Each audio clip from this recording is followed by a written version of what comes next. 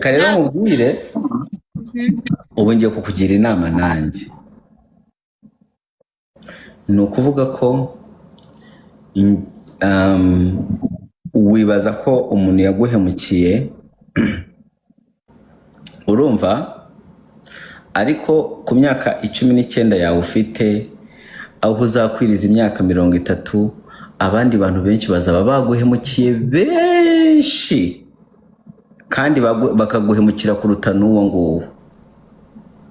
Ni ukuvuga ko ugiye bose ugenda umuntu aguhemukira umwanga ukamushyira muri ako gatebo, n'undi akaguhemukira ukamwanga, n'undi akaguhemukira akamwanga, n'undi uza gusanga ari wowe wabaye mubi.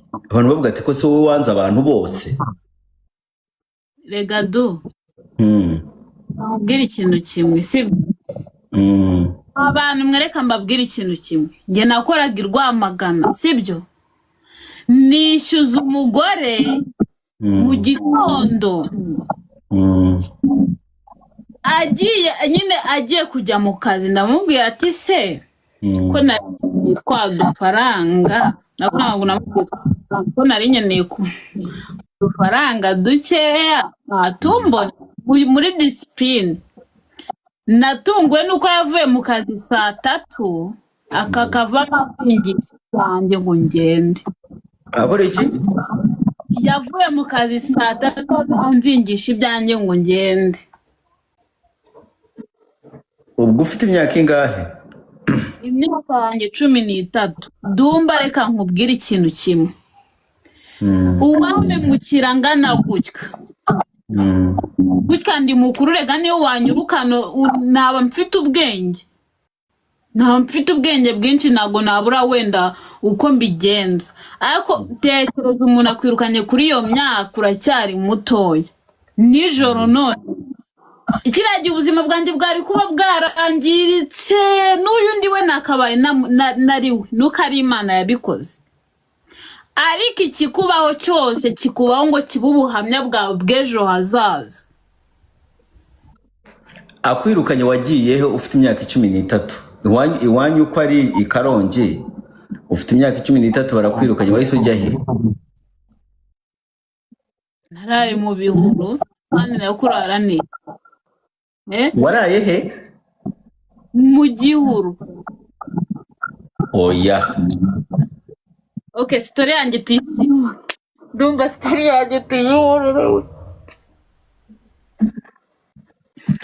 Niyo mpamvu nkubwira ngo icyo nshaka kuvuga, Imana irarinda. Buretse gato, umugore akwirukanye waraye mu gihuru. Joyezo urimo uratwika genda. Joyezo waraye mu gihuru. Iki Rwamagana? Uri kumva ndi gutwika? Niba kora mu buzima bwanjye nukuza kubeshya. None wowe nka kubeshya ntago nakubeshya, naba nkubeshya basike.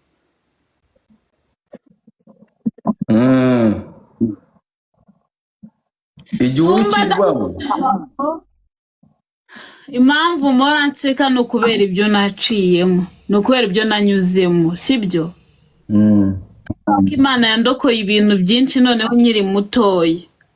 Ubwo rero nago buse nanduka, nago nzi uko nabivuga basi. Ari umuntu ari bwagerageje kugukoresha imibonano mpuzabitsina ku ngufu.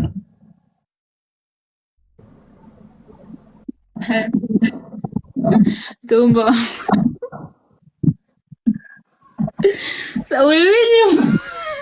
Ngoki?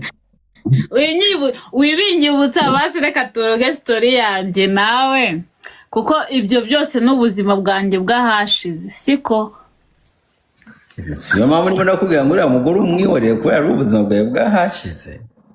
Okay, nago nzongera kumuvugaho, ngaho ni muyankandire. Abantu mwabyemeye muyakande, nago nzongera kumuvugaho.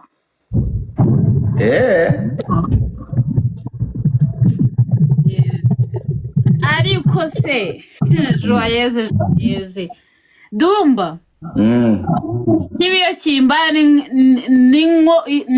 ni nako icyiza nyine kiba kimbayeho. Amaturu uzi icyo ari cyo? Amaturu ni iki? Kera twajyaga dutunda ibishingo mama akatubwira ngo duture amaturu 5. Ni nko kuba uri gukora ikintu cyangwa se hari ibintu uri kwikorera ukajya ugenda utura, nicyo bita amaturu. Iyo umuntu avuze amaturu uhita wumva ko bya bishyimbo mwajyaga mutwara. Yego, ibishyimbo cyangwa se gutunda ibishingwe cyangwa se gutunda amadafari n'ibindi. Nibyo wowe wumva, nibyo maturu wowe ni cyo kikuza mu mutwe. Yego, icyo kinza mu mutwe. Wowe wakoraga amaturu angahe? Of course, iyo mama yabaga ari gutunda ibishingwe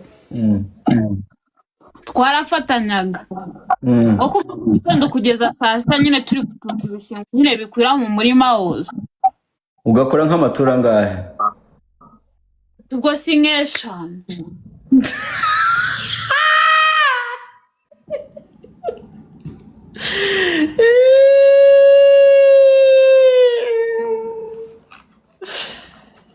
Joyeuse uzavuna imbavu.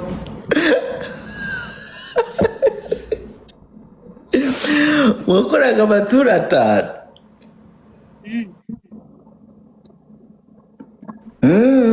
Kandi umuntu yavuze kurangiza vuba. Twabivuze do. Twabivuze. Kurangiza vuba? Twavuze gute? Ntabwo twavuze se kari nko kuba uri koza ibyombo ukabirangiza vuba nyine.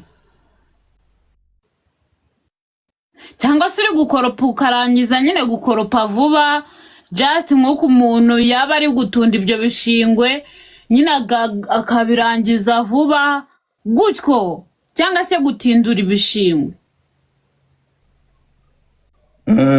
Ukarangiza vuba. Ntabwo ari ibyo.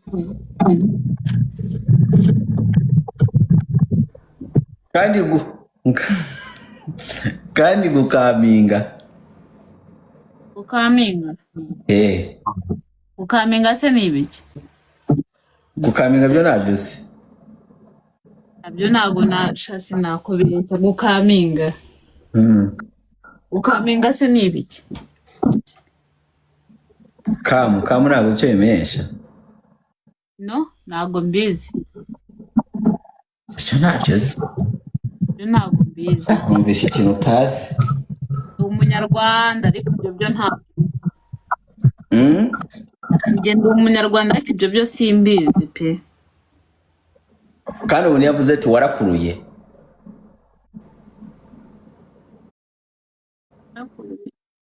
Iyo akubwiye ati warakuruye wumva iki? Ntabwo nakuruye. Ntabwo nakuruye. Nyine gukurura ni iki?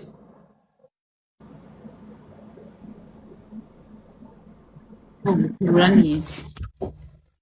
Uribuka indirimbo? Nawe ndagufashe, nawe ndagufite. Uribuka indirimbo ya Juno?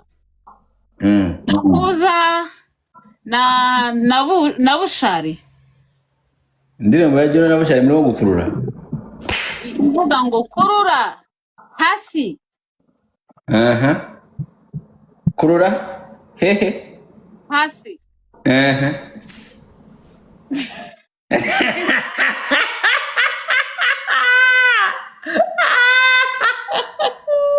Nagera ariko kintu ndakibaza muri seri. Baba bari kuvuga ngo kurura. Babika wambajije nimero yanjye muri ko nako amazina ari kuri nimero yanjye ni Sylvia Nyirabujeni. Ubwo uri kumva? Icyo kintu nyine ndakibaza ngo ukurura iki? Ubundi Dumba si wowe mukuru kuri nge? Ngo? Wowe mukuru kuri nge n'undusha nk'imyaka ingahe? Ni njye pe. Wakaba nsobanurira ibyo bintu nakuba bambwira ngo mbigusobanurire. Ni ibintu by'abakobwa. ntabwo ni ibintu abakobwa ngo ibintu mbona nk'ibintu byo gukura njya numva abantu babivuga nyine bakavuga kurangiza gukura akavuga ati nzabaza sheri wanjye kurangiza ni iki gukurura ni iki ntabwo wajya umbabara ko ni ukuri maze undi mukobwa ufite abakobwa muri inshuti bakuru baranduta wajya bari bubaza I need full names vuga amazina yawe yombi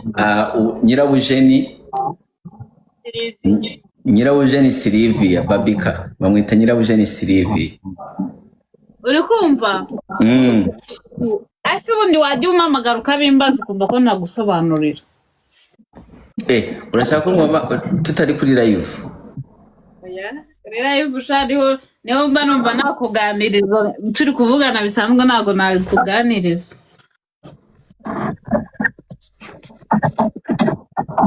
okay iyo ikintu okay pussy urayizi ipusi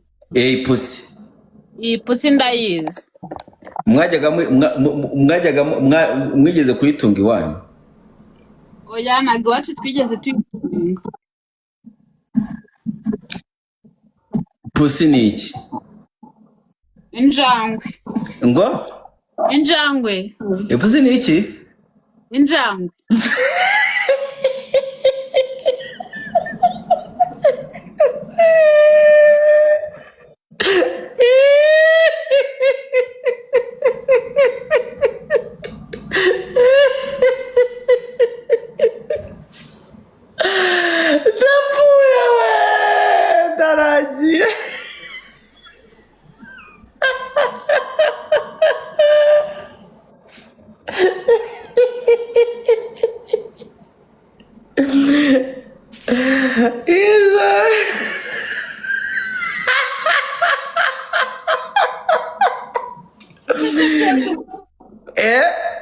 nibyo ni ukuri kw'Imana niyo none se kuri kumbaza ngo ko numva uri kubiseka ako dumenye iyo turi kumwe wishima ubundi wazamwe cyane ndishima cyane none se wazanwe tukajya tubana nzagutwara se sinkora mbikubwira ko nzagutwara